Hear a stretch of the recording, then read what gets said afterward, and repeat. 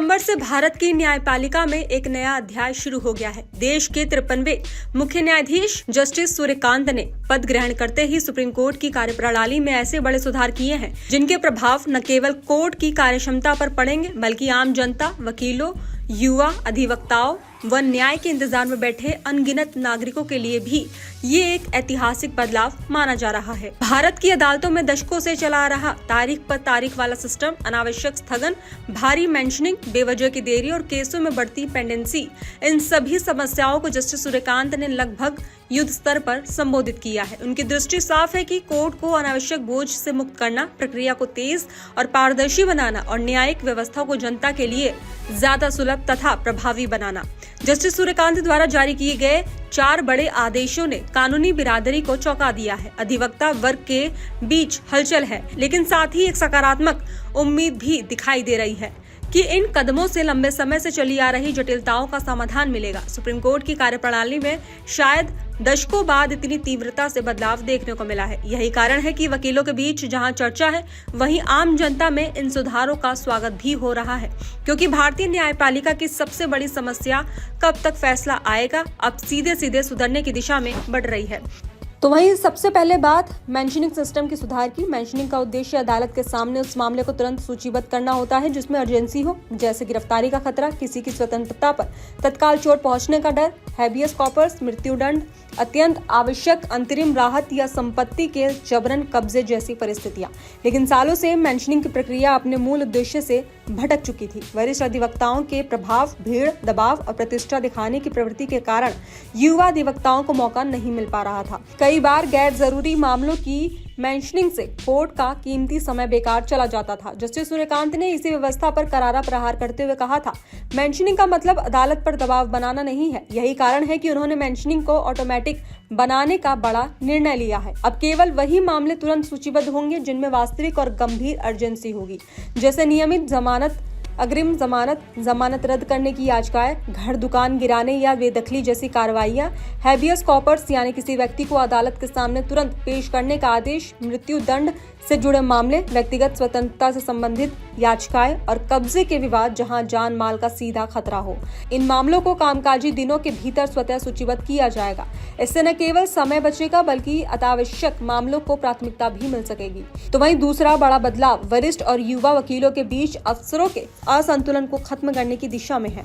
पहले मेंशनिंग लगभग पूरी तरह वरिष्ठ अधिवक्ताओं के हाथ में रहती है। उनका कद और प्रभाव के कारण युवा वकील अक्सर पीछे रह जाते हैं। अब नए निर्देशों के बाद मेंशनिंग का दरवाजा सभी के लिए समान रूप से खुल गया है। ये कदम युवा अधिवक्ताओं को अवसर, आत्मविश्वास और पहचान दिलाने में निर्णायक होगा। यह सुप्रीम कोर्ट की उस भविष्य की छवि को मजबूत करता है जहां गुणवत्ता, तर्क और तैयारी को महत्व मिलेगा, न कि केवल पद, पहचान या प्रतिष्ठा को। तीसरा बदलाव मेंशनिंग के लिए एक विस्तृत और पारदर्शी प्रोफार्मा का अनिवार्य होना है। अब कोई भी वकील सिर्फ मौखिक रूप से अपनी अर्जेंसी बताकर लिस्टिंग नहीं करा पाएगा। उन्हें अपनी याचिका का पूरा ब्यौरा देना होगा। AOR यानी कि एडवोकेट ऑन रिकॉर्ड का कोड, याचिका व प्रतिवादी की जानकारी, याचिका में अर्जेंसी का आधार क्या है, कौन सा मामला किस श्रेणी में आता है और क्यों उसे जल्द सूचीबद्ध करने की आवश्यकता है। ये प्रोफार्मा स्क्रीनिंग की प्रक्रिया को आसान बनाता है। जब तक इन सभी की जानकारी पुष्टि नहीं हो जाती, मेंशनिंग स्वीकार नहीं किया जाएगा। इससे पारदर्शिता बढ़ेगी और कोर्ट की कार्रवाई ज्यादा व्यवस्थित हो सकेगी। चौथा और सबसे महत्वपूर्ण बदलाव अनावश्यक स्थगन और तारीख पर तारीख की पुरानी परंपरा को तोड़ने से जुड़ा है। लंबे समय से अदालतों में चल रहे मामलों में तारीखें मिलती रहती थी। कभी वकील अनुपस्थित, कभी पक्षकार तैयार नहीं, कभी दस्तावेज अधूरे, कभी अनुवाद नहीं हुआ, कभी कॉपी अपठनीय। परिणाम ये है कि केस आगे बढ़ ही नहीं पाता और न्याय वर्षों तक अटका रहता। जस्टिस सूर्यकांत ने इस आदत को कठोर शब्दों में संबोधित करते हुए कहा, आप लोग खुद ही मामलों को खत्म नहीं करना चाहते, 10-10 साल तक केस चलाते हैं और तारीख खुद लेते हैं। उन्होंने साफ कहा कि कोर्ट का समय सम्मानित होना चाहिए। अब डिफेक्ट फ्री फाइलिंग अनिवार्य होगी, यानी दस्तावेज साफ, पढ़ने योग्य और अनुवादित हो। अगर फाइलिंग में डिफेक्ट होगा तो केस सूचीबद्ध नहीं होगा। इससे प्रक्रिया तेज और प्रभावी होगी। तो वहीं इन सुधारों के साथ ये सवाल उठता है कि क्या सुप्रीम कोर्ट और हाई कोर्ट में लंबित मामलों के पहाड़ पर कोई वास्तविक असर पड़ेगा। देश में करीब 5 करोड़ से ज्यादा मामले अदालतों में लंबित है। अकेले सुप्रीम कोर्ट में 90,000 से ज्यादा केस पेंडिंग है। वहीं हाई कोर्ट्स में लाखों फाइलें सालों से निर्णय की प्रतीक्षा कर रही हैं। एक्सपर्ट्स का कहना है कि अगर इन नए बदलावों का सख्ती से पालन नहीं हुआ तो ये पेंडेंसी कम करने में निर्णायक भूमिका निभा सकता है।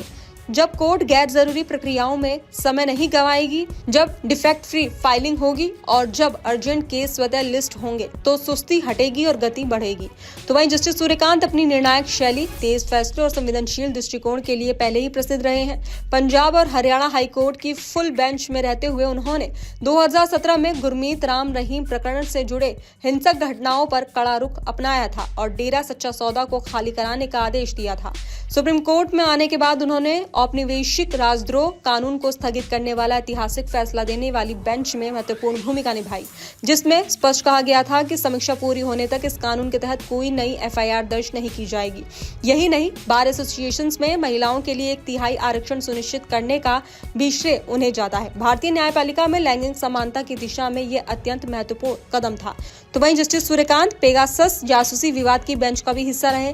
साथ ही वे उस ऐतिहासिक 7 जजों की बेंच में शामिल थे जिसने 1967 के अलीगढ़ मुस्लिम विश्वविद्यालय से जुड़े फैसले को पलटने की प्रक्रिया शुरू की, जिससे एएमयू के अल्पसंख्यक दर्जे का पुनर्विचार संभव हुआ।